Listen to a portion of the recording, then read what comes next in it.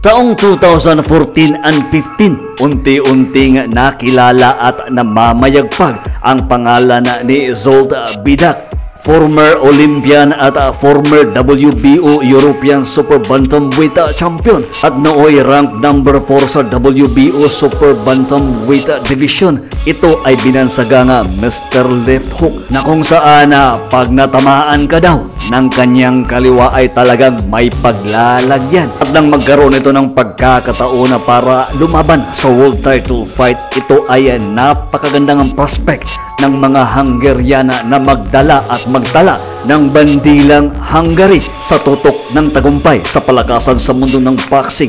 At nang magkaroon ito ng pagkakataon para labanan ang nooy WBO Super Bantamweight Champion at nooy ganap na 5 Division World Champion at ang nakakuha ng 2007 Knockout of the Year at Upset of the Year na si Nonito the Filipino Flash Donaire.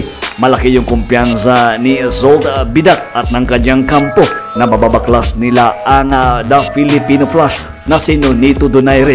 Ito ay napakalaking break at pagkakataon para ipakita ni Zsolt Bidak sa buong mundo na kaya na niyang humawak ng titulo dito sa professional boxing. Pero ang ating pangbatong si the Filipino Flash, malaki din yung kumpiyansa na kanyang babaklasin lang ang challenger na si Bidak. Ano nga ba ang naging resulta ng kanilang bakbakan? Paano nga ba ni Donaire tinapos at winasak at sinira ang plano ng isang Hungarian na prospect na si Zsolt Bidak? Ang binansaga nilang the Mr. Left Hook ay bibiktimahin lang pala ng signature left hook ng the Filipino Flash. Ngunit bago tayo magpatuloy, kung ngayon ka lang napadpada dito sa ating channel, please palike at subscribe, pasuporta naman dito sa ating channel. April 23, 2016, WBO Super Bantamweight Champion Nonito Donaire kontra dito sa number 4 mandatory challenger sa WBO na si Zsolt Bidak. Mas matanda si Donaire ng 1 taon at mas matangkad din ng 1.5 inches. Ginanap po ang kanilang bakbakan sa Cebu City. Balikan po natin ang kanilang naging laban. Dito sa first round ng kanilang laban, Nonito Donaire throwing a left jab. Kombinasyon po ang binabato ni Donaire. Magandang straight right naman na binitawan ng challenger. Umaatake po dito si Bidak. Donaire, isang straight right. Magandang right hook po. Kumukunikta po doon yung binibitawan ni the Filipino Flash. Isang left straight na naman.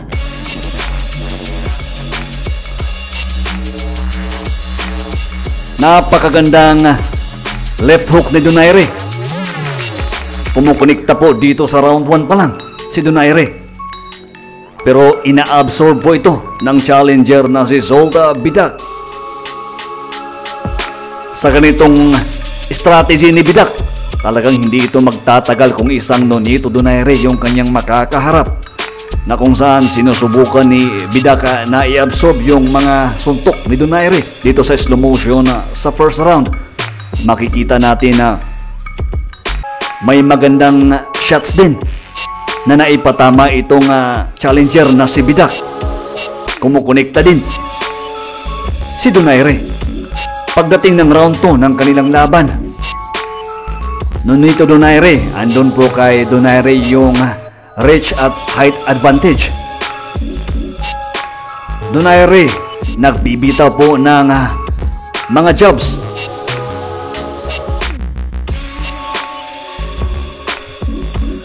May mga head movement naman itong si Bidak, pero talagang nahahabol at nakukuha ito ni Donaire. Nonito Donaire gumagamit po ng jab. Napakagandang right hook ang pag-atake ni Bidak. Sa pool po doon si Donaire. Donaire straight right po. Nonito Donaire, nagsimula ng umatake itong si Donaire dito sa round 2 ng kanilang laban. Napakagandang left hook na naman. Tumama po yun dito kay Bidak. Napakagandang left hook. Ito po yung signature left hook ni Donaire at isang left uppercut. Tumba po dito sa round 2 agad itong challenger na si Zolt Bidak. Nonito Donaire nagbitaw ulit ng napakalakas na kaliwa. Sinubukan po dito ni Bidaka na makipagsabayan.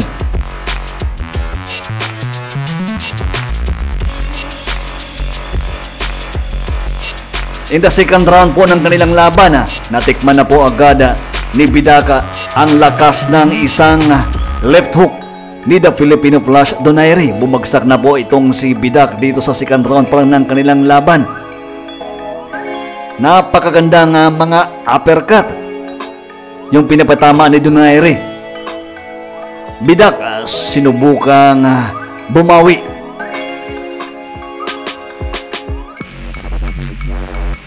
Napakagandang left uppercut na naman ang binato ni Donaire. Napakagandang left ulit. Kaliwa ulit. Mapapansin natin na parang ayun, isang left overhead na naman ang tumama dito kay Bidak. Natumba po uli dito sa second round itong si Bidak. Second official knockdown. Parang wala na po sa tamang stance itong si Bidak at saka saved by the bell po.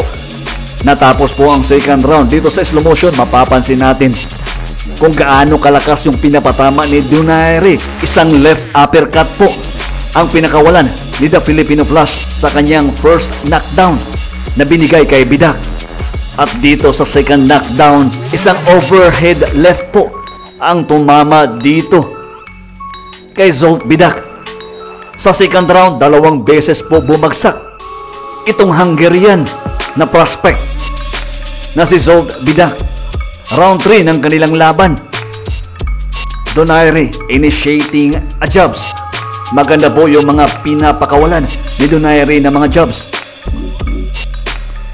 Zolt Bidak sinubukan po ng challenger na makipagsabayan. Isang body shot po ang pinakawalan ni Bidak at kumukonekta po yun kay Donaire. Body shot po pero isang straight left na naman ang hinabol ni Donaire.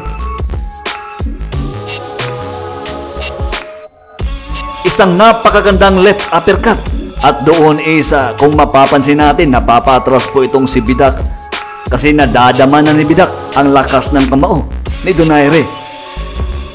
Kumakain na po ng mga heavy punches itong si Bidak dito kay Donaire. Napakaganda ng mga movement ni Donaire at doon napaluhod po itong si Bidak. Kung mapapansin natin is basag na po yung ilong ni Bidak at saka dumudugo na yung uso ni Bidak. Nakita po ng referee na hindi na po nagre-respond ng maayos itong si Bidak.